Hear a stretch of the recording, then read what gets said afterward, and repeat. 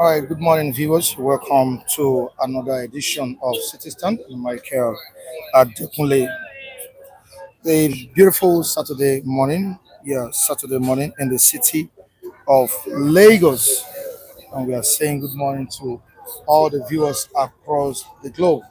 It's a wet city, wet day, wet morning in Lagos State. As you can see it, it's still drizzling, but we need to go about what we have this morning. Tunde Okafo, also known as David Okafo, you're welcome on the program this morning.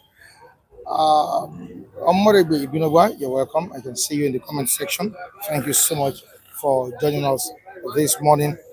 And to all esteemed viewers, we say thank you for staying good to the channel. We appreciate your consistency, your contribution every day.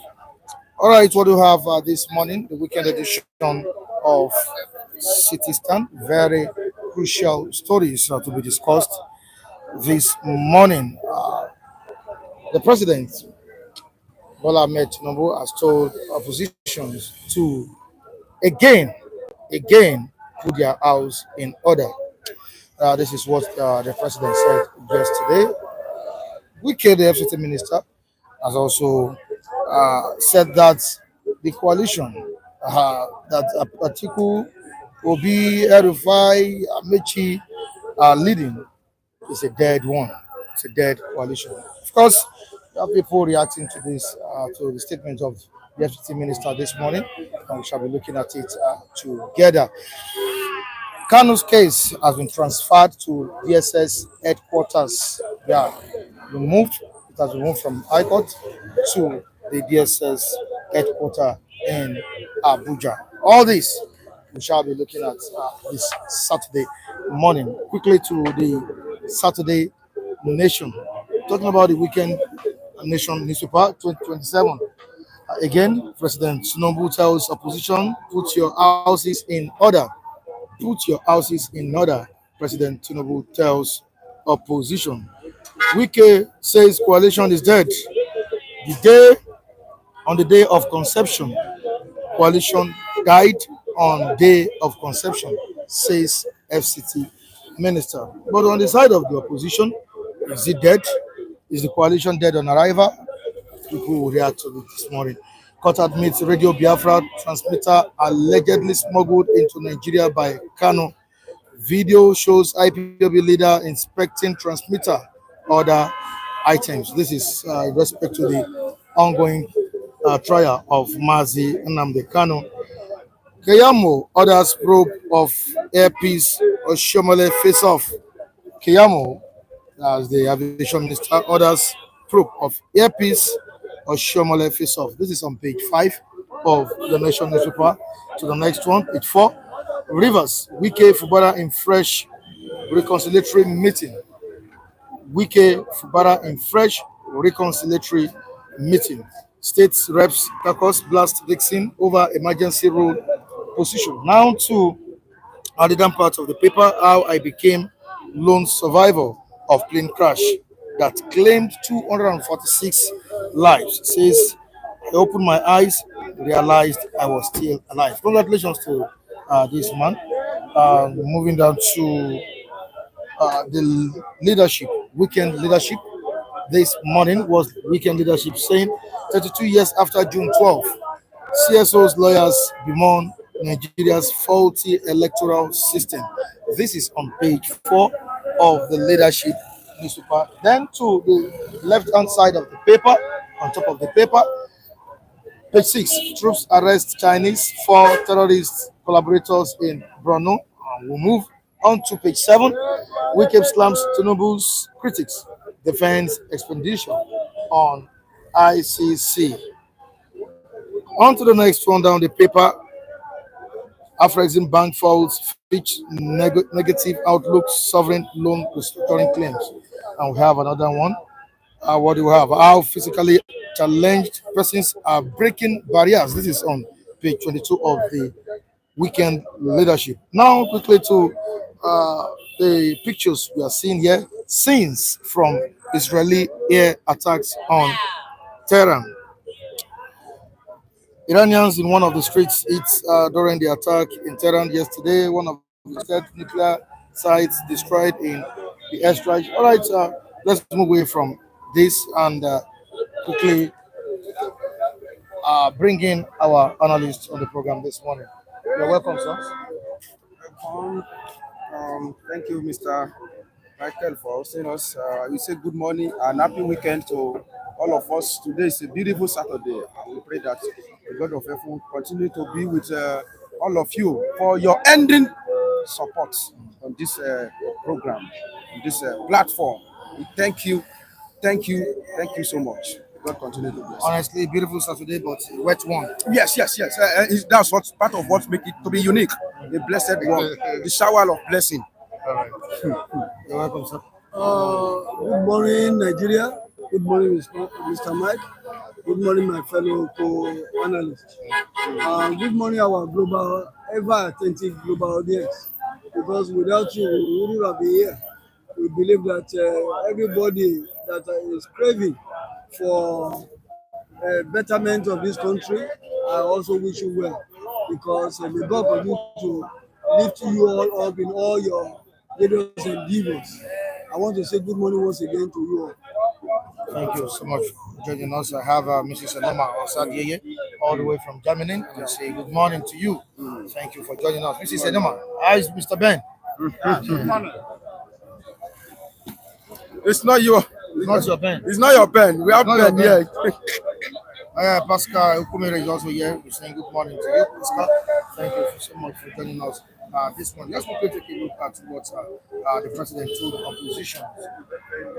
yesterday. I don't know if he's currently offering political advice to oppositions, issuing the veiled threats to the opposition. I don't know what the president is doing at this point in time. Is he mocking them or what? Telling them to put their houses in order? Okay. Okay. Anyway, when I saw that headline this morning, one thing that came to my mind is Ajalata Anoi. Ole you know niye.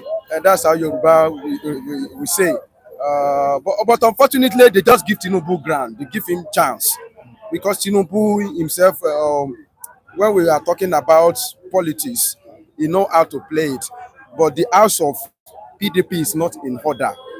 Even before Tinubu become president, the house of PDP have started falling since 2015.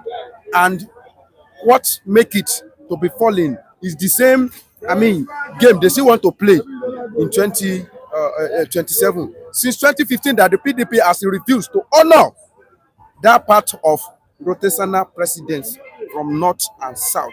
That was the beginning of the problem of PDP. If to say Jonathan agreed that power go back to north, I'm telling you, they will still be. And immediately they fall from that grace, they were unable to pick themselves. And unfortunately, it was a group of people that are not as that, they don't have this passion for that their party. The passion is not there. They were after what we are going to hit. See, the house is scattered already.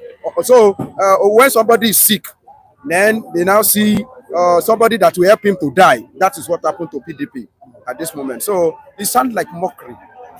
Mr. Should we be concerned about the unity of oppositions in the country, or should focus on governance? You have many issues on ground to be solved. The president has not solved all, but he's talking about the unity of opposition. You see, Nigeria is always full, is always strong. Nigeria, template is always strong with a lot of theatrics. I think this statement coming from the president goes to show that I would liken it to a person that is climbing on your neck and trying to tell you that he's trying to ease you off of your body. I want to believe that the president knows what he's doing. Indirectly, he's mocking the opposition that you people can never catch me. I've taken many strides ahead of you people. And the only advice I would just say is that it's too early to start saying that, to start giving a definitive stance as to how far the coalition or the opposition, how far they have gone. But I want to say that with what I'm seeing now, there's nothing so concrete on the table from the opposition that I've seen that I think that they are really working. But we know that 2 years from now is a bit too far and also too near. I believe that whatever needed to be done should be done fast and ahead, so that all the T's and the dots need to be crossed in order to be able to achieve a viable position come 2027. I want to believe also that Mr. Tinubu or President Tinubu is only trying to mock them by using some kind of euphemism, trying to characterize that he has the love of the opposition at heart. I want to believe that what he meant is that you people, you can never catch me, and I've taken many strides ahead of you. And so it's also a wake-up call for the coalition or whatever the opposition might be, to really wake up and do the needful. To give a semblance that they are really spurring for a competitive point. But is this not a sign of overconfidence? You see, when PDP as a party elsewhere, they touted themselves as the largest party in Africa, and that they even mentioned that they were going to rule for 60 years. You can see later the implosion, they became so, they touted themselves as becoming a behemoth that cannot be curtailed. But you can see what really became the lot of the party at the long run. Because when you see what really happened to PDP, APC is also treading along that path. I hope they will not also implode the way PDP imploded. According to public opinion, the APC, that's the All Progressives Congress, has all the instruments and weapons to win the 2027 election.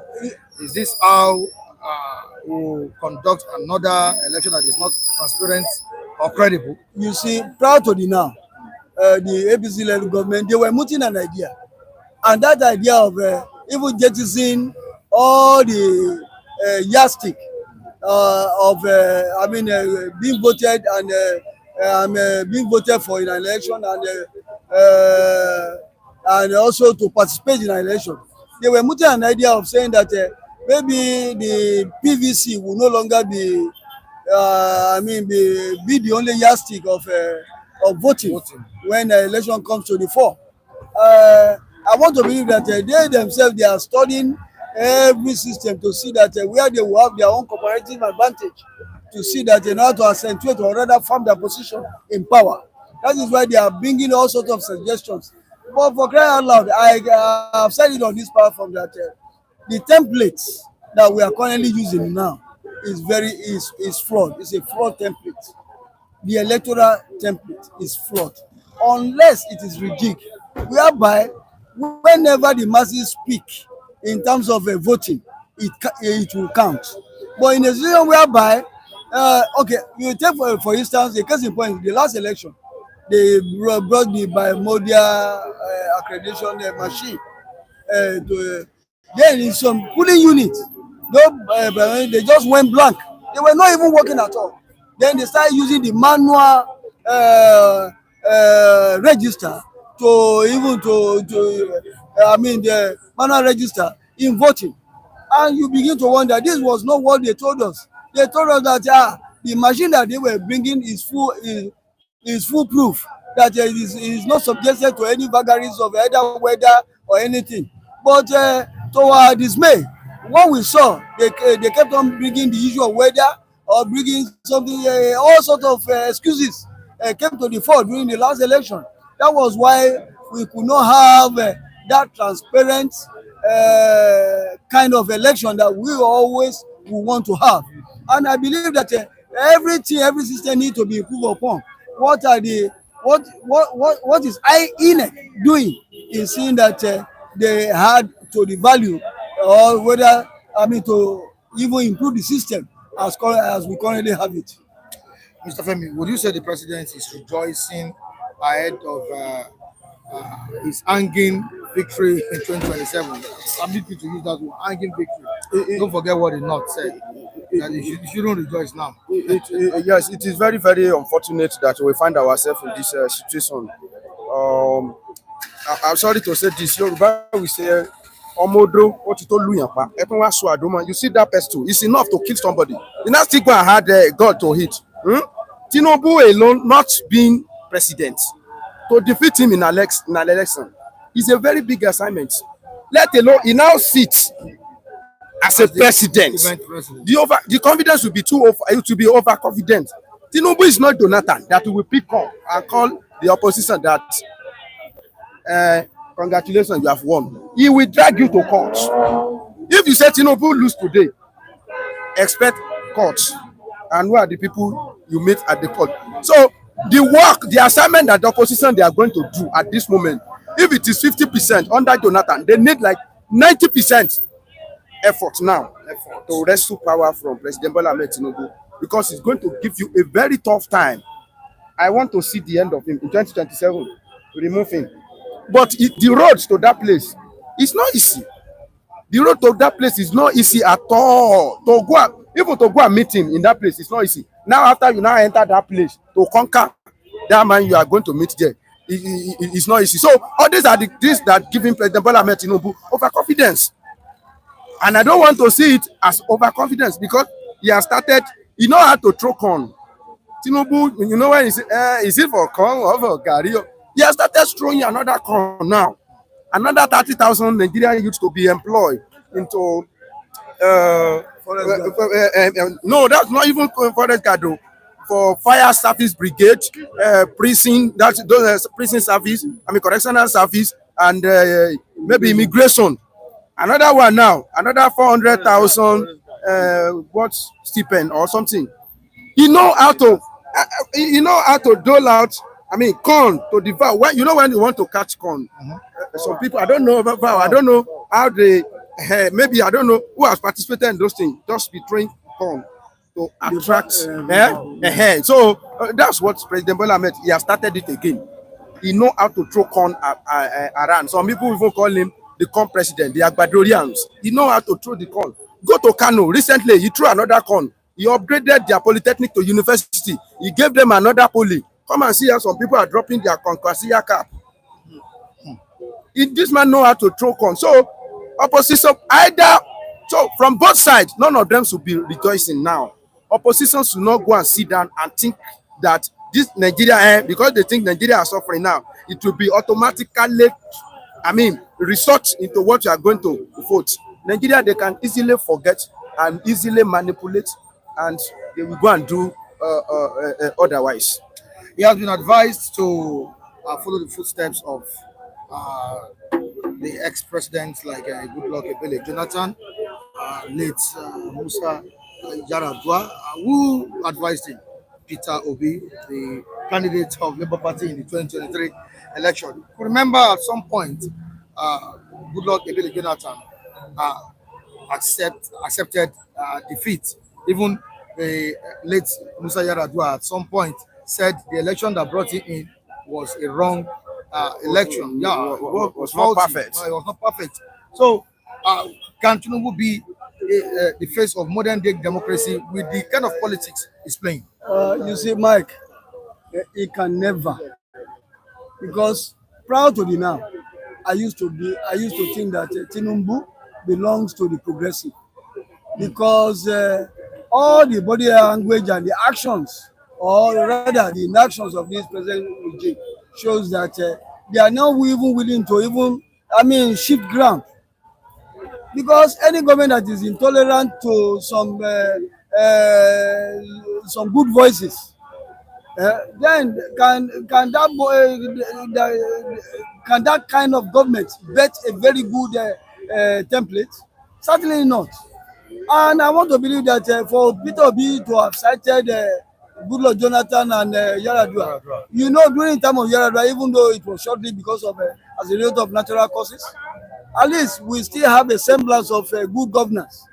Then when you compare to Jonathan lost an election, and he even went on air to say it was publicly heard that his ambition is not worth anybody's lives or blood. You understand? And that goes to show you as somebody who is democratic, who democratic blood flows in his veins. But okay, in the recent past, you will see that most of the things that take for instance the case in Rivers State. Is it not also an albatross on the neck of this government? How can you just bring a sole administrator you were voted for, just like the governor of Rivers State, and the situation of Rivers State has not even generated a situation whereby you have to call a state of emergency? It could have even been resolved through political solution. But why are we now having all these things? Because election is drawing nearer, and he is trying to see that he will weaken some areas where he believes that that is where the tentacles of the opposition is. You understand? That is what he's doing. He's not doing good politics, as the case may be. You understand? What we are experiencing now is that is a way of trying to consolidate his firm on power rather than doing the reasonable thing. I believe that when anything that is clinical, you and I will see it. It's not something that is going to be hidden under the curtain. That is why we are saying that Tinubu, as a person, should also follow those people. Because those people, I will call them their martyrs, because either living or dead, because they have been able to bet a very good democratic practice in the nation. All right, Mr. Femi, if at some point we had a president that said the election that brought him in wasn't transparent enough, and at some point we had a president that considered defeat, I'm talking about Goodluck Ebele Jonathan and the late Musa Yaradua, and Peter Obi is advising President Bola Ahmed to follow their footsteps. Now, talking about 2027, if eventually, or by eventually, Tinubu is defeated, do you see him as someone that can accept defeat? Someone that will accept defeat. That advice that Peter Obi gave to Tinubu, I don't want to call it a wasted advice because that advice is a dead on arrival. Tinubu is not president that we call his opposition that he has won. He will get to the bottom of the. And let me tell you, this thing is about mindset. Oh. It's about mindset. Do you know that some people cannot even drag anything with people? They are not ready to drag anything. Anything you drag with them, they just release it for you. And some people, they can drag from here to Ghana. Say, let me at you, they will see the end of that thing. They are, look at it, you can see it's very, very obvious. Now look at the antecedent, look at the history of President Bola Ahmed Tinubu. Somebody that remained in Lagos State, use Lagos State to claim Edo, claim Ekiti, claim Ondo, claim Osun, and you expect somebody like that will sit down and you will say he has been defeated, and he will not ask questions. Millions of questions upon question, and the whole world we hear about it. Do you know how they reclaim their mandates in Osun State? Forensic experts were brought in from abroad to come and analyze how this thing, Oyinlola versus Aregbe, how it happened. It took almost 3 years before they see the end of what is happening here. And eventually, by the time they look at it, it was palm kernel they used to thumbprint, not human being. Yes. And what happened was, they first of all cancelled the vote of Ife and cancelled the vote from Odotin. Can't the remaining one? That was how they declare Aregbe winning. So, this set of people you are seeing, championed by Tinubu, will not accept defeat easily. It will not. Like, all right, let's move to the comment section and see what our viewers are saying this morning. I have a message from Obinwa Mike. I must tell you the truth this morning. Tinubu is not going anywhere in 2027.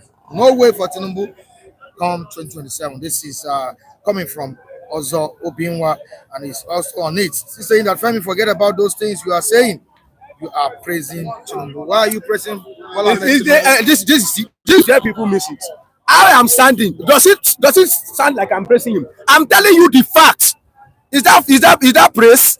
When Mr. Michael, when I look at you and I say, Mr. Michael, you are a nice man. Are you not nice? You are a dark man. Are you not dark? I'm very dark. You are hardworking. Are you not hardworking? Very dark man. What I'm saying is fact. You want to defeat? Let me tell you, devil himself has characteristics. Tell us the characteristics of devil. Yeah. Let us know. So you cannot say Tinubu does not perform. I should not tell you his characteristic. The reality. Anybody that failed to face reality has failed already. You want to go and meet a strong enemy, and you don't. You perceive him as a strong enemy. I don't think what others. Let them go and meet him now. Let them go and do the need for 2027. Say, me and you, we are here. Do you think it's easy? Yeah. I've told you what I'm seeing. I told you that somebody, is it not fact what I'm saying? Is it not only Tinubu that remain in Southwest? What do you want to argue with me?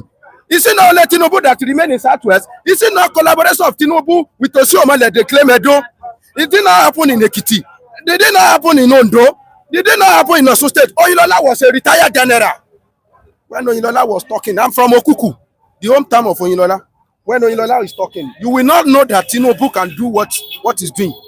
If you hear where Tinubu rubbish, where Oyinlola rubbish Tinubu, you will not know that this Tinubu will become president over a retired general. Prince Olagosoye Oyinlola. What are you telling me? When they even Oyinlola was a military administrator in Lagos State, why Tinubu still don't know where he's going to? He has never known. In fact, Oyinlola was threatening that he has some facts that Tinubu wanted to scatter Nigeria, because when they first of all appoint this military administrator, they said it is civilian that will be deputizing them, and I think they choose Tinubu. When the narrative changed, Tinubu wanted to cause problem. Oyinlola, I used my ear to hear it, that he has some documents against him. That the same guy now is the president of Nigeria, and there is nothing Prince Olagosoye Oyinlola can do. Oh, Obasanjo, he was a former head of state and still president. In fact, what can Obasanjo do about Tinubu now, whether he like it or not? Okay? Forget about it. The battle you are facing in 2027 is not a small battle. I told you that I want them to end it, but go and bet. Is it easy? Do you think?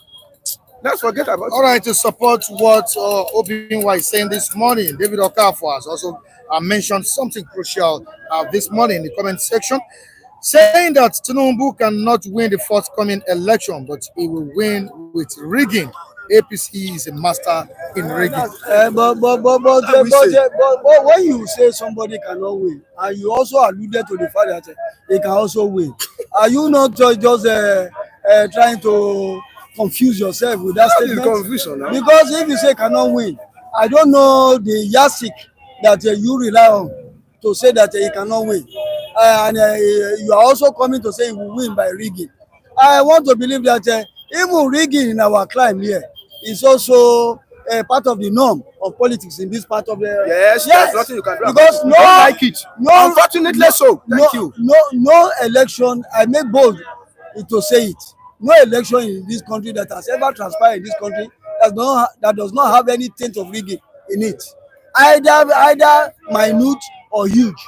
I want to say it for one thing that, but the only thing what we are saying is that we should have a template that will be crystal clear, that will also have the input of the electorate in dictating who takes their mandate. That is what we have been crying for, and that is what we expected in a democratic setting, not by all this mumbo jumbo that is on board now. If we continue with this mumbo jumbo, I'm afraid we might not see any change in governance as we have it now, because unless the needful is done, I have already canvassed that the electoral template need to be rejigged, and once it is rejigged and give a semblance of a fair play, a fair playground, then we can begin to talk about an election that will have a greater input of the people in it. All right, moving on, we have Calix Vosikoro saying that Sanwo-Olu will play film for APC in Eko. What kind of film is Sanwo-Olu going to play? Let us know. What kind of film? Let me just tell you one Can you thing. break it down for us? I don't really know the kind of film he's trying to say, whether it's a soap opera or it's a drama. But one thing is that what I want to say here is that Sanwo-Olu is the present governor of Lagos State here, and we know the appendage that he has with the number one citizen, Bola Ahmed Tinubu. If you will recall, the last election in Lagos State, the presidential election in Lagos State, even the Tinubu home base, it was Labour Party that won. And the facts are there the records are there for everybody to check. But when you look at how did Sanwo-Olu now capitated himself back? Okay, he said he will indirectly support Obi. You can see it on the screen. Who says so? The person that said Sanwo-Olu will play APC film in Lagos. If you play APC film in Lagos, then would you now open your eyes where you are even eating to allow that pot to be taken away from you? That is Sanwo-Olu for you. He will do everything to also make sure that he farm his grabs for his own party in Lagos State. But what we are saying now that we need every one of us should see or listen to is that the template now is not right. It's not right to bet a very good democratic experiment. That's what I'm saying. And if we continue like this, I'm bet you, then it will continue. Tinubu might continue as well, staying in office as long as the needful in terms of changing, having electoral reforms to be in play. Mr. Michael, can I contribute a bit? Okay. This is the kind of a fickle, some weak foundation that people are building that will make it easy for President Bola Ahmed Tinubu to win in 2027. Thinking that Sanwo-Olu will work for Obi in Lagos State. You can imagine that. What happened in 2023 was that Sanwo-Olu himself is concentrating on his governorship, whatever. And it's like the firework was not enough on presidential. Do you now think Tinubu is somebody that will be beaten twice? I'm telling you, they will not see draw. This time around, go and mark it down. Obi cannot win Lagos State. Whatever they are going to take, mark it. It's okay. Why can't Labour Party win governorship election? 2 days. They give them, 2 weeks. Do you know what the fireworks Sanwo-Olu brought in? Look at the gap between Labour and wait now. These are the kind of a thing that I think if you rely on it, it's too weak. That foundation, that mindset is too weak that Sanwo-Olu will work for Obi in Lagos Tinubu State. Tinubu is not bigger than Nigeria. This is what Obi is saying. Femi Tinubu can do nothing. He cannot. Okay, Femi Tinubu cannot do anything. He will. He's not big. He's not bigger than Nigeria. Did I say he can do anything? I don't say he can do anything. We do everything within the corridor. Everything he can do within the corridor of power. Now let's quickly look at what Nathaniel Abu has stated here in the comment section regarding. I think you said it the other time that I think during Obasanjo's time we only had one party, that's PDP, ruling the whole country. Almost. Yeah, almost. In 1999. I think Nathaniel Abu is reacting to this here. Tinubu was only able to reclaim those states because judiciary was working under Yaradua and Jonathan. Yes, he was able to claim it. Even the one that started it was Yaradua. But unfortunately, judiciary is now working for them. They are the one that has the control. That the same judiciary now. You understand what I'm saying? Even it's not that easy. Tinubu have mole in judiciary. Anybody that you remember Justice Ayo Salami under Jonathan, he has problem with Jonathan. He was sanctioned. It's not just easy. That man was planted there by Tinubu. So I don't know. Then that means it's going to work double edge for them. But is it obvious that judiciary was working under Yaradua? You see, under Yaradua and we need to Jonathan. look at what Yes, said. under Yaradua. Tinubu reclaimed those states. You see, under Jonathan, you see, I told you, it takes a democratic favor for somebody to allow a level playing ground. Jonathan and Yaradua allowed a level playing ground. That whosoever wins, let the person goes and take whatever is and take the victory. But when you look at all these people here, the present regime, they are not trying to even lose ground.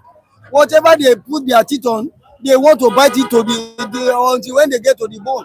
You see, during the time of Yaradua and Goodluck Jonathan, there was, judiciary still have, they still have their footing. The integrity was still very much intact.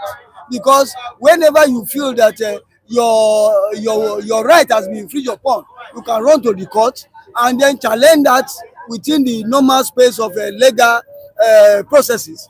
And by the time you come out of it, at least you'll be confident that at least you have gone to the court to reclaim your whatever right that has been stolen from you illegally. No, sorry, let me quickly add this. That time there are a lot of things that attached this. It was gap between President Goodluck Jonathan and Prince Olagunso Oyinlola that gave room for that victory. Oyinlola was single-handedly financing that legal battle. The whole Lagos state was spending money, only Oyinlola, nobody supporting. And what led to the crumble of that administration was Oyinlola started supporting Omisore because Omisore was able to offer financial support. There are so dirty games that are playing in Nigeria politics. It's not straightforward like that. Oyinlola was one of the people that know how they removed Jonathan because of the rancor. Oyinlola was a voice to Obasanjo, and since that PDP started having issue between Jonathan and Obasanjo, PDP started crumbling. All right, moving on now, Mookie Grace is here and he's saying Tinubu will win 80% of the vote 2027. Take it to bank. Let me tell you one thing, Mr. Mookie Grace. I have not said that I said presently with the way things are constituted, I want to say that Tinubu is posting to victory. You understand? I said unless the template, if we continue with this template of this present wobbly template of electoral institution, then Tinubu can continue to perpetuate himself in power for as long as he wants to. But when we say any template that will have people as an input, as stakeholders in it, I don't think that Tinubu will be there the second time. Because when you look at the entire country, you will see that the citizens are yearning for a change because of the hardship in the country. I want to believe that whatever Mr. Mookie Grace might have seen, I think I tag along in some area that Tinubu is doing a very, very good job in terms of trying to perpetuate himself in power. When we talk about the real governance that have overbearing effect on the lives of the generality of the people, he has fallen below par. All right, Emmanuel Oguji, Mr. Michael, you are doing great. Thank you so much. Thank you so much, Emmanuel Oguji. Okay, moving down to another person. We need to read the comments of our viewers this morning. Tanimola Joseph, remember the case of David and Goliath. Tinubu can fall. Oh, sorry, Tinubu can fail woefully in 2027. He can. That one is possible. Tinubu is a human The being. possibility. Yes, of course. Tinubu is a human being. We all knew what transpired during the time of the biblical days of Goliath. Goliath was full of himself to the extent that he thought that nobody anywhere could even confront him. But you saw the person that even came and attributed him to that is a fury then. And that was David. On this issue now, who is David and who is Goliath? On this issue, let us wait because it's too early to say. Because the coalition process is still an ongoing process. We don't know how it will pan out. But whatever we do now, it will. The gentleman Mike said we know Goliath, but we don't know David yet. That was I think along with we know this Goliath now. Politically, because David now. We don't know David before. You see what comes. I mean, in this thing is about the power tussle in that David and Goliath. People are looking at the physical, but David know what he carry, and that is when God intervened. And the challenge of Nigeria is that we like to put everything at the corridor of God. What we can even do, God will cook he will cook and he will cook a wedu and he will put it in your mouth. God is coming. He will come out. K. Odulaja. Good morning, City Stand watching from London. Thank you so much, Mr. K. And we need to appreciate you. Mr. K. Odulaja, I want to say thank you, sir. I appreciate you for coming on board this morning. We want to say very big thank you to you. Yeah, he blessed about 4 persons yesterday. Yeah, we say thank you to you, Mr. K. Thank you, okay, sir. Moving on. We still have a colleague saying which bank, I beg. Okay, response to what Bookie Great said yet. Okay, remember the case of, I think I've read this. Nathaniel Abu Femi is speaking facts and practical. Tinubu is full of manipulator. Tinubu is full of manipulation, but he is not bigger than Nigeria. That's true. Femi is actually speaking the fact. That's true. And practical. Tinubu is full of manipulation and he is not bigger than Nigeria. This is coming from Nathaniel Abu. Yeah. All right, Sylvester Mwazi. Tinubu will win Southwest because of tribal affiliation and also do well in the North Central. Wow. Let me say one thing. Let me say one thing here. You see, the last election, Tinubu scored almost 62% of the vote from the north. And you know why he's running the Tasketa? The presidential moves of APC is that the north, they have really come out to say they are not going to support him come 2027. That is why he's going all out to see that he secure his own base here, which is the south, so that every vote that will come from the south comes into his pocket. Then he will now know how to confront the north. But forgetting that he's not going, it's going to be himself and the generality of the Nigerians masses that will decide 2027 election. It's not going to be only the opposition alone or the coalition forces. It's going to be the generality of Nigerians, because it is the yearnings of the people that will play a major role in deciding who holds that #1 exalted office. All right, Big T Prince is here this morning and saying Ashiwaju will win 2027 in grand style. This is the staunch supporter of that is his opinion. That's his opinion, and it's subjected to some tests. So. Yes, so just and time. Yes, and time. Time will tell. All right, Mr. P is also here saying good morning, Mr. Mike and everyone. Antnam, yo, I'm late this morning. Yo, wow. You're welcome. You're welcome. And what's he saying, Antnam? That's Labour Party. That Labour victory was a fluke. APC was divided. Now everyone is united. Wow. That's the victory of Labour Party in Lagos State, right? Maybe that's what he said. That was the presidential election. I want to bring him to some. I want to bring it.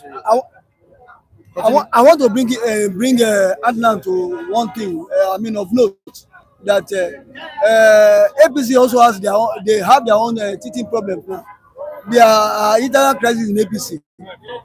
You see, what I'm trying to say is that they should not pride in themselves that all is well within the party. The rank and file of APC is also divided. They're only trying to manage it because they are in power. We are all just talking and chatting here. That's not the issue. The bone of contention here is that the issue. The bone of contention here is that whether Tinubu win or not, what qualifies Tinubu for the second term now. That is what Nathaniel happened. Let me read it straight the way he has put it here. The issue here is not whether Tinubu will win or not, but what qualifies Tinubu for second tenure. What are his achievements? What will qualify him is his service. Has he delivered so far? That's what we should, because all his frenetic moves of trying to even sing your own praise yourself. You cook soup for Nigerians. Allow Nigerians to tell you whether the soup is tasteful or is a tepid plate of water. And that's how it's supposed to be. You don't just say something that you are the one that cook the soup. You are the one telling my soup is so sweet. One of the people that partake or rather partook in tasting the soup, you also have to embody their own their own feelings as to either you have cooked well or not. I think that is supposed to be the main core thing that Tinubu administration should look at.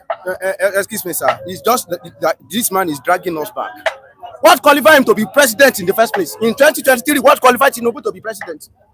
The most criticized, the most molested, the man where enough stand, where they shake. What qualified him to be president in the first place? What I just, okay, is they are dragging us back.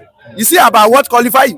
When Buhari ask Buhari, where is your certificate? He said, I don't get certificate. People say, bring your NEPA bill. We don't need certificate. What qualified Buhari to win second time? Don't let us be wasting our time. All right, I will still have more messages here, but we need to talk to other analysts here this morning. Gentlemen, good morning. Welcome on the program too. Good morning.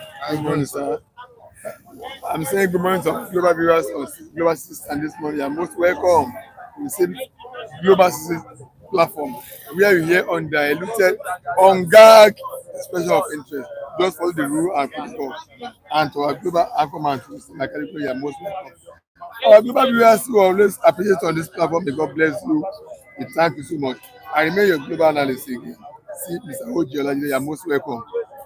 All right, you've been talking about, I know you are on all existing protocol. Standing on all existing protocol. You have been talking about electoral reform, and it seems the president is keeping mum over this issue. Does it mean that Tinubu has an ulterior?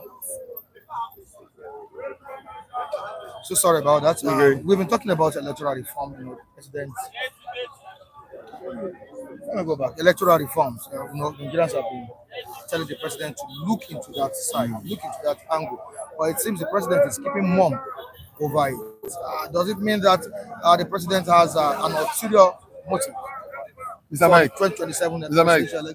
How will you expect somebody who's a beneficiary of the system to tinker with that system and be disadvantageous to him? You know, this is a system that guarantees you the way it is, guarantee you way to manipulate, way to subvert people's will. And now they are not asking you, oh, tinker with this in such a way that it will be so transparent that you will not open to any manipulation. Will you do that? It will be stupid for that man to do such a thing. The electoral system we have now is open to manipulation, to rigging, to everything. It's the advantage of Tinubu and the co. So they will not do anything. NSAS was not initiated by government. It is the people that were, that first, hot that initiated the move that led to the expression of their interest that we don't want this again. And thank God they had it. But talking of government, they won't do that. Government of Tinubu will not do any electoral reform that will put him in disadvantaged position, that will give us opportunity to eliminate him from the post. He won't do that. But it's the masses themselves, the people that knows that they want to change, that should initiate the process. They should take a cue from NSAS. It's the masses that say, SARS, you are becoming too oppressive or not. We don't want you again. It's the masses that can initiate such a narrative. Pursue it, stand by it, demand for it, ensure that it is gotten, not that government that is benefiting from such a system expect them to take. So it's a suicide attempt. It's a suicide plan. So anybody thinking that Tinubu will initiate electoral reform, even if they initiate it, they will put one, loophole there that they can easily manipulate. On 2020 election, Mahmoud Abbas, I think I got the name correct. The next chairman. Yes. Mahmoud. Okay, Mahmoud. He told us that, Mahmoud Yakub. He told us that we will see permission of result from polling booth to the INEC rep. Even on the eve of that election, when he was addressing all foreign observers, I watched it. But the following day, when we had the election, what happened? Another thing came. Then they already have loophole they will build into the system, supposing there is even an initiative of electoral reform. Mr. Mike, don't be carried away. There are some loophole already built inside it, which they are going to exploit to work for their advantage. So don't expect them to tinker with the current system. But if you want a change, let we the Nigerians ourselves drive up that process. Let us initiate a private bill in the National Assembly. Stand by it, by demonstration, by protest, by everything. Stand on government. You want electoral reform. But instead, don't even expect National Assembly members to do that. Even those who want to do their beneficiary, senators, as a assembly, they will not do it too. But it is the masses that can do that. Sponsorship of private bills that will stand by it. I will dare them.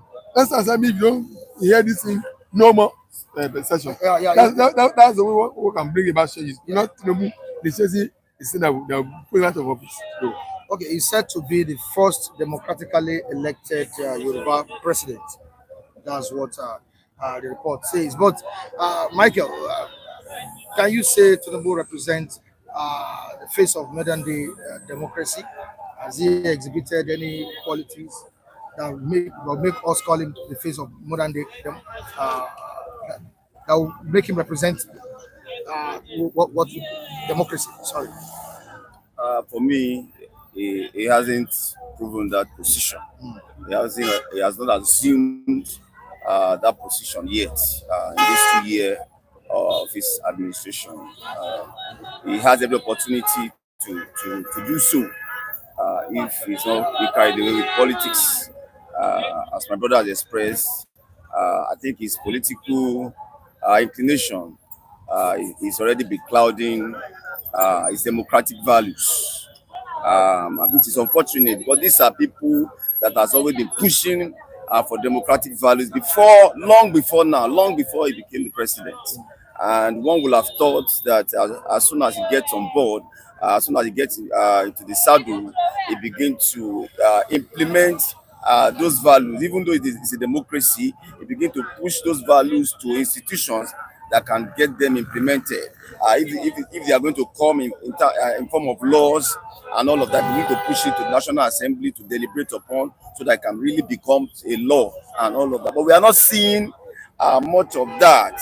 A lot of the democratic values he believed in is not being talked about at the moment. He has always been an advocate of state police, for instance, before he ever became a president. And one would have expected that by now, even state police will have been in operation. But we are not seeing him pushing for those democratic values, pushing for those things that he has always talked about, pushing for those things that will be beneficial to the majority, to an average Nigerian, so to speak. Is not pushing for those things. What we have seen more are things that benefit the political class. And if you leave it at that, then you have not done well as a Democrat. Does he have any business doing with oppositions putting their houses in order? Does he have any business with that? Not at all. He's advising them to put their houses in order. No, I mean it's a way of mocking them. If you ask me, it's not his business. I agree with him 100% that it's not his business to come and put their house in order for them. For their house in order. He also said that their disintegration, he welcomes it and all of that. It pays him for them to disintegrate, which for me is a mockery the opposition and all of that. But I think that shouldn't deter the opposition. He is going to throw a lot of jabs. They should be focused. They should put their house in order if they are serious in wrestling power from the present administration and all of that. So it's not out of place for him to have said that. Mr. Logide, was that a statement of mockery? Tinubu is saying the reality. He even said it will be to his advantage, it will be to his joy that they are never in unity. That their house is in disarray. Disorderliness is order of the day as far as the camp is concerned. Because if their house is in order, they will topple him from the government. The likelihood of toppling him might be there. Of course, we know it's not even going to be happen. Will not even happen because the electoral system we have, like I said to your first question, is not in favor of Nigerians. We are handicapped. We have no say. We are their mercy. So the electoral system so what he has done is such that look, you are at loggerheads with yourself, you are fighting yourself. He's telling them that your house itself is divided. How can you fight me with a divided house? So if you have not put your house in order, that was telling them, totally telling them, how can you confront me, a sitting government? So don't forget that it's not the caliber of Jonathan or Yar'Adua. They are two different personalities. Tinubu personality is different from Jonathan and Yar'Adua. Tinubu is a die-hard politician that believes in power. To retain power by every means. He's an advocate of the end justify the means. Whatever means you use in attaining the end is justified. Whatever means it is, whether it's actual elimination, assassination, whatever means you use in get to the end is justified. So such a man of such a mindset or political mindset, he throws everything at you. He deploys everything to achieve that end because he is a believer of the end justify the means. So he's just telling the opposition that look, your house is already divided. You're not one. How can you fight me? But I even enjoy that you remain like that till the election time so that I can have an easy ride over you. So it's not a mockery. It's a reality to them that you are not on ground. You are not a threat. You are only making a noise. If we are to be supposing we are beginning to have a united front, then it might be having a spread like that. It's likelihood that these people will become a threat to me. But now you are all in disarray. Your houses are factionalized. Obi, come and be my advice. No, I won't be advice. All those you are not serious. So that was just saying them. Just saying them, you are not serious. One of our viewers in the comment section talked about Goliath and David. Who is Goliath to you and who is David? Hello, Mr. Mike. Our Akoma. Tinubu is the Goliath. Yeah, it's the Goliath now. Yeah. It's known already now. That's a straight answer. It's a straight answer. I don't need to rack my head about that. Tinubu has to say resources. That matters a lot. Tinubu is a master in deploying state resources and the appropriate time to get what he needs. Number one. Number two, the electoral system is in his pocket. Right from INEC, the umpire, the judicial process that would try whatever goes wrong between the contestants. They are in his pocket. Number three, the ideology of Tinubu is that end justify the means. He's a man that does not believe in. He's not a chicken hunter, but he's a man that believes in power that hold on to power. Since 1999, he has been holding on to Lagos State. As they've taken it away from him, Mr. Mike, Lagos State is since 1999. So there are some antecedents of Tinubu that you can relate to. You can relate to that would make you to know that it's not easy not to crack. It's a hard nut. If you can even crack it, you can even crack it. So he knows that.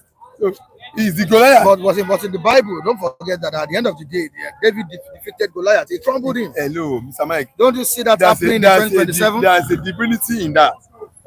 Except we are going out of realm of humanity. Divinity in Nigerian politics? Well, divinity or divination, you have to. What we have in Nigeria is divination, not divinity. Divination, of course, yes, that's what concerns Nigerian politics, not divinity, but divination. Go to any extent of politics level to capture. Somebody has been holding to a state politics for the past 1999 up to now, and he has not been removed. And you see why so stronger. That's to tell you there's a level of divination. Yes, but one of the Davids believed President Bola Ahmed, the Goliath stole his mandate in the 2023 election. See, One of the Davids. that David, If you claim Tinubu is the Goliath, that David, that's so man call you, that's so person call David. His own level of divination is not as strong because we are bringing something to it now. His own level of divination is not as strong like the Goliath whom he contested against. One is a grandmaster, one is a baby occultist. So I know get one. Like, do you see Obi as a baby politician? Yes. Is he a baby in politics? Is he a kid? Not at all. Somebody that gathered about 6 million votes in the last election. I'm talking about occultism now. I'm talking about the divinity side of it. Not necessarily policy. I'm not saying Obi is a baby politician. But in terms of occultics, because you added a kind of. But do you see him as someone that can crumble the Goliath in 2027? Since you have said to unravel the David now, initially I said we know the Goliath as Mr. President, because he's the commander-in-chief of armed forces at the moment, so we can allow him to play that role of a Goliath now. And even in the story that we are referring to in scripture, the David was not in scene as at the time Goliath was threatening the armies of Israel. He later came into the scene and met that situation. And that was why I said the other time that we don't know the David yet, but we are already seeing the Goliath. But in terms of whether the David that we are referring to, Mr. Peter Obi now, is able to crumble this Goliath, as it were, I think it's going to be an arduous task. It's not going to be a walkover. We must tell ourselves the truth. It's going to be a serious work. It will take every opposition that we are seeing that are trying to form coalition to galvanize their support in that direction, and being able to now push it properly in the faces of Nigerians in terms of how they want to run their government, how there will be a clear departure from what we are already seeing. It takes a serious effort. I agree with some of the things Mr. Femi spoke about earlier, that when we are pushing this narrative, it is not because we are supporting that person. Of course, everybody even have the right to support. The right to support is not even our issues. Every individual can support whoever he feels. We must respect people's position. But when you are pushing the facts on the table in terms of the Goliath that is to be confronted, then people should also not close their eyes to such. I have always described this present Goliath as somebody that plays the politics of all cards on the table. That's the way I always describe it. All cards on the table. And he's always willing to deploy anyone that he feels needed per time and all of that. And when you are dealing with such an individual, it takes more than emotion. It takes more than sentiments to dislodge or to disarm such an individual. Okay, let's go to the comment section. I'm saying something here. A new Nigeria is already ongoing. What Jagaban is doing will set the country up for progress going forward. What's the development? Are you seeing any change? Mr. Mike, Are things changing in the country? yes, see, to be truthful about it, there are some things I've observed in the man's government. It's just that the management of those key decisions he has taken that brought hardship to Nigerians. You see, the management of those key decisions that brought hardship. Yes, it's management. He removed subsidy. It's a good development now. He said all our subsidies is being enjoyed all over African countries, West African countries. Okay, money was saved from it. He said this, even National Assembly on June 12th, he said this, there are more money accruing to the state now. Even if it's a fact, it's as well of the money he saved from subsidy removal. But the issue is that money, instead of depending the money to the state, you should have spent that money on masses. That's the issue. That's where the management of that decision was wrong. The decision taking is not wrong, but the management of it was wrong. Yes. He said in the National Assembly, I watch him now, he said more money accruing to the state now. Which is true. Where has the money come from? The money saved from removal of subsidy. But instead of deploying the money to the state governor, spend the money directly on the masses. Example, transportation system should bring more money to fund transport. People will have alternative of choosing public transport to private. Okay, that's number one. There's the electricity bill, electricity matter. You shouldn't have allowed cost of electricity to have gone far higher than the real Nigeria. What about communication as well? You are increasing tariff of communication. Those are the issues that you should have spent that money, food, support.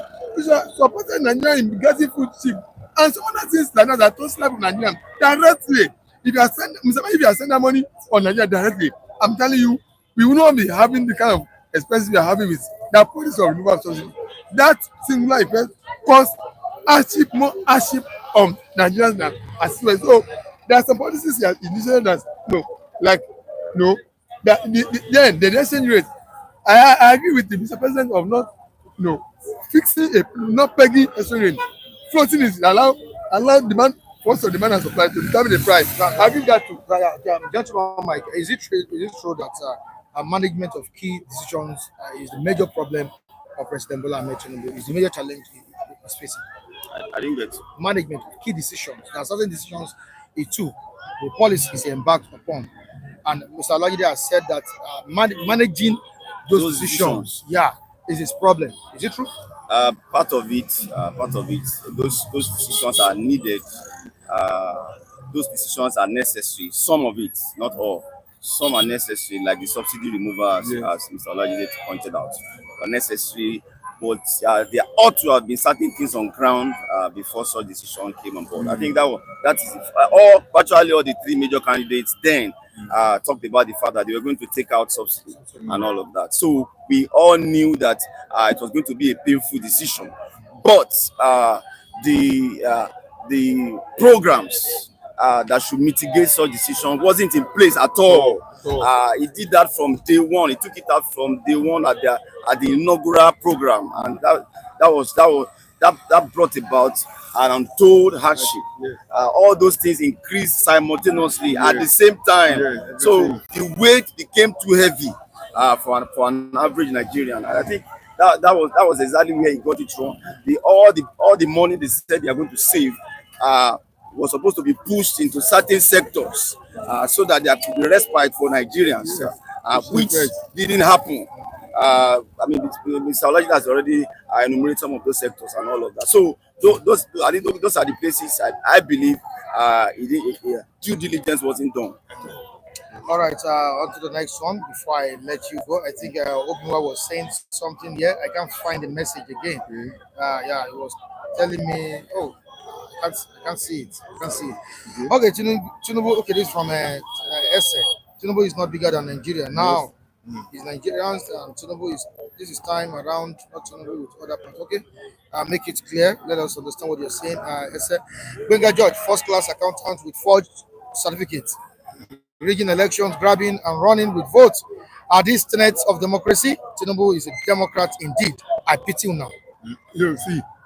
If there's anybody that has been so controversial, if there's anybody that has so much controversy on his identity and personality, it's the present president. Number education corporation is a serious controversy.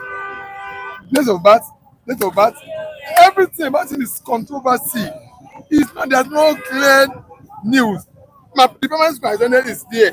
Everything is. I mean, why is so controversy about your age, date of birth, your education, everything so controversy. So I agree with him that it's a. All right, before I let you go, I think I've found the message here. Okay. Also, hoping Mike, ask Olajide if Tinubu gets 2 million votes, he will go to court to increase it or refuse to go down for the new winner.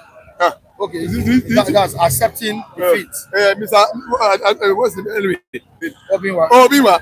See, Tinubu, if you follow my analysis, I told you Tinubu mindset is a kind of reminder that policies of at the end justify the means. Everything needs to be put in place to make sure he achieves his aim. He will do that. So all this issue of saying he will not get 2 million votes is already it's not a person like Jonathan or Jadua. He will get the mandate by means of crookedness, whatever means he requires. and he will get it because everything is within his pocket to the place. So the issue of saying maybe he will get 2 million votes is not even going to come. He will win. That's the truth. He will use everything and everything to win. So don't. Is that healthy for our democracy? It's not healthy. We know. That's what I'm saying. That's what I'm saying. That we, the remaining masses, over 20 million masses, what are we doing? People occupying this political class are less than 10%. But the remaining masses, they are not doing. And I told you that the masses, when they felt that SARS is not okay for them, they rose up and made sure SARS was defeated. Why are we not? Why have we to reason up? Like taking blue by the horn that so changes we want in our electoral system. We stand by it, pursue it, and we get it, but we didn't do anything. All right, thank you so much, Mr. Wike. Yes. It's drizzling already. I will need to make it snappy. Yeah. Okay. How are you doing, sir? I'm good. I'm good. Good morning. Thank you, viewers, for being part of this program this morning. Thank you. Take it easy. All right. Conclude. All right. Thank you so much for being part of the program this morning. You're welcome once again. Mr. Kanu, good morning to you. Yeah, good morning. What a wet day, and we're really enjoying it the way it is. Thank you for. I thank God for the life, and we thank God for the city stand. I thank God for the viewers, likewise, that they support. Let's quickly go back to the eastern part of the country. I mean, the story concerning the East. Ipob, the Indigenous People of Biafra. The leader of that organization is passing through some challenges. Because you know the ongoing trial of Mazi Nnamdi Kanu. And the latest in town now is that the case has been transferred to the DSS office from the High Court in Abuja to the DSS office. What does this mean to you? What's up with Nigerian government as regards Mazi Nnamdi Kanu's case? I don't know what also tend to a presiding judge tend to achieve with that because normally this kind of case is supposed to be tried in the court. You know, that's what's it's supposed to be. You know, but I keep on telling you that in Nigeria anything can happen. But thank God, I don't know whether he's running from media or whether they want to conduct a secret trial or you want to bring some certain factor inside Mazi Nnamdi Kanu or the Fulani people has already ordered him to do the needful. That all this while, just some was just pretending. Because if you are talking about a transmitter, is transmitter a weapon? Will you be able to use transmitter to do to harm anybody? Almost everybody here in the world uses transmitter. Your phone is a transmitter. So I don't know the justification for that you want to move the trial to the DSS facility, or is he running away, or if there's anything. But the message is very clear. What are they trying to achieve? No, that's what I'm saying. The message is very clear. I keep on saying it. Until we get to the point, Omotosho will not be trusted. Because the way he came in, like a snake in a green grass, the IPOB members are not sleeping. The more powerful are not sleeping. Mazi Nnamdi Kanu are not sleeping. If they dare him, he will treat Nnamdi Kanu will treat Omotosho the way he treated Binta Yako. As simple as that. Whatever that is the reason, is a case that's supposed to be tried in the court. Then you are moving underground to try him. If anything happens to Mazi Nnamdi Kanu, Omotosho and Wike will be held responsible. Is the Nigerian government criminalizing self-determination? Bro, there's nowhere they have jurisdiction for that. There's no international law or national law that's against self-determination or self-defense. And these voices have risen to question the rationale behind the Fulani incursion and invasion. And Bola Tinubu should also know very clearly that he is the one that brought Omotosho, and Omotosho would have been briefed on what to do. Whether he came in like a snake or not, that is not our business. But at this point, it becomes a questionable issue, because by moving Mazi Nnamdi Kanu to DSS, that means you need to tell us, are you running away? Because the reasons you are giving, all the people you brought, all the people you hooded in the court, whether they are Igbos or not, we don't want to know. The fact is that Ab initio, Mazi Nnamdi Kanu does not supposed to be tried. Because there's no court anywhere in the world that will entertain that. If you want to tell Mazi Nnamdi Kanu, return him to the Kenyan government first. That's the way to go. And outside that, it is mere illegality, criminality, witch hunt, barbarism against the Igbo nation. That guy you are seeing there, unfortunately, he is representing over 85 million Igbos Biafrans around the world. And is representing a certain consciousness that's reawakening the Africanism. I repeat, and whatever is your reason, and you want to engage Mazi Nnamdi Kanu in secret trial, okay, allow the media to cover it. Inside, Nigeria now film. You were trusting on Omotosho on this case. No, I wasn't. Yes, I wasn't. Okay. What I was saying is that, from where he came in, I was analyzing the way he came in, and also said that in Nigeria, anything can happen. I was the first person to. I was the first person to tell you that Omotosho coming from Wike is suspicious. We know the controversial judgment they passed against Fubara, the governor of Simi Fubara. River State. The same Omotosho is you should follow the principle and not play to the gallery. And if anything happens to Mazi,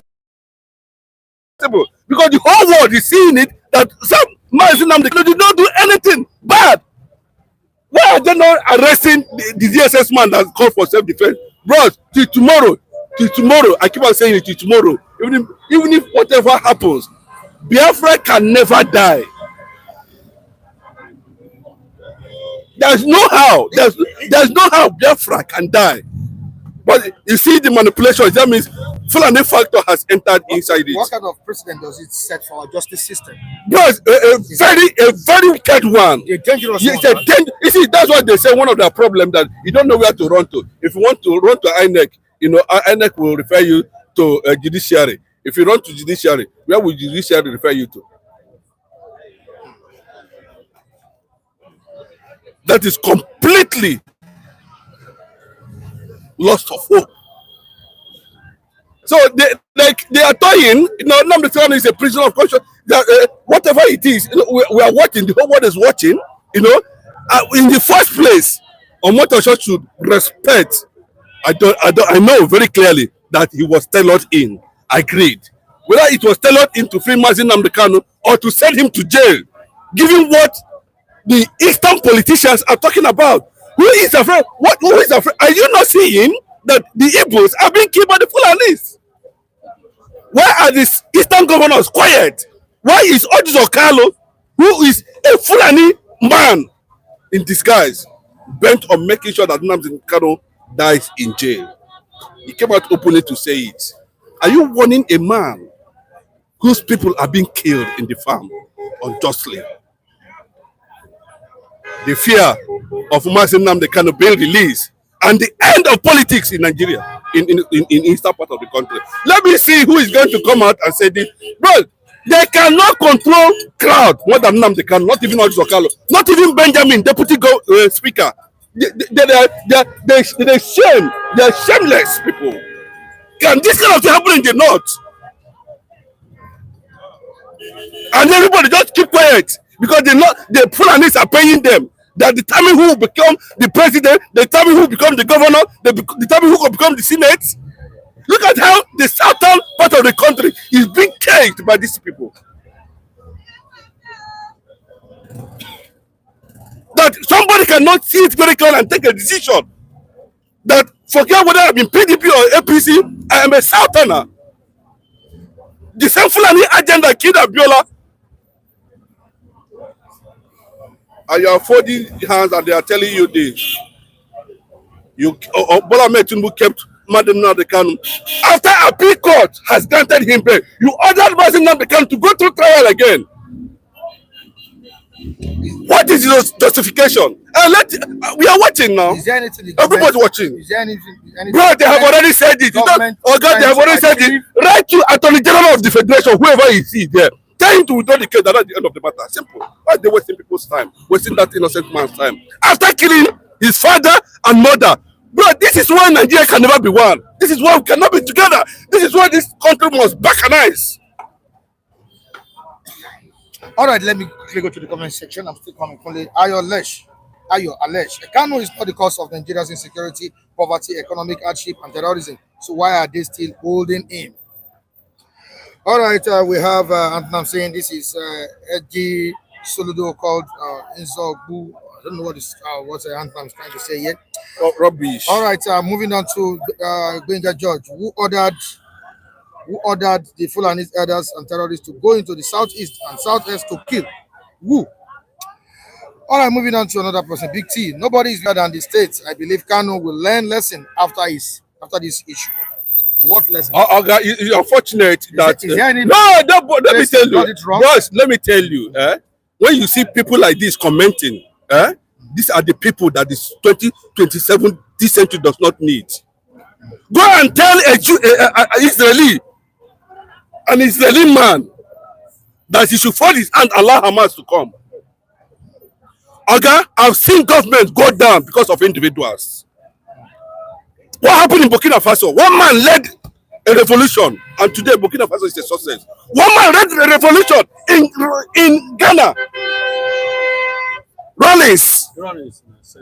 Today, what are we talking about, Ghana? You see all these people? These are the people who have created the problem of unionism to achieve a purpose. Maybe your family is not being killed. Go and ask those mothers inside the forest and farm how they are faring.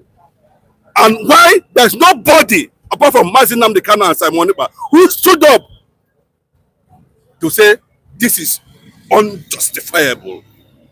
Well, is there anything the APC government is trying to achieve in Mazi Nnamdi Kanu's case? Oh, thank you very much. I think what is going on... He's the man, the court was set free before. Really? They revisited the case again. Really? What's happening? I think, he said majority of the blame game, in which we too are believing. What are the people in that region, the stakeholders? It was only Abaribe that was carrying the cross of Nnamdi Kanu. Only him. Where are the other people? Likewise, when Igboho has issues, we have the Banji, Professor Banji, likewise, all of them, okay, that they should negotiate for him to be released from Cotonou or Benin Republic there, where he was held those days. But what are the Southeast elders doing for them to release Nnamdi Kanu? I could remember Abaribe tried his best nearly sent him to prison, and he backed out. And what are the other people doing? Charity begins at home. And Nnamdi Kanu case is something they can use political, solution to solve. And these people are closer to the president. They are closer to the justice of this justice of this country. Let there be, decorum with all these leaders in the southeast. They are the one that are still holding Nnamdi Kanu, because they know that if Nnamdi Kanu come out, they will not have a say. So the issue is beyond. Yes, we will not be told. How would you hold any woman responsible for anything? How? What we are saying that at this point that it has become very clearly, and somebody said, okay, this person that is saying this now, who is deploying the Fulani in the east to be killing people? Who is deploying them? I want to know.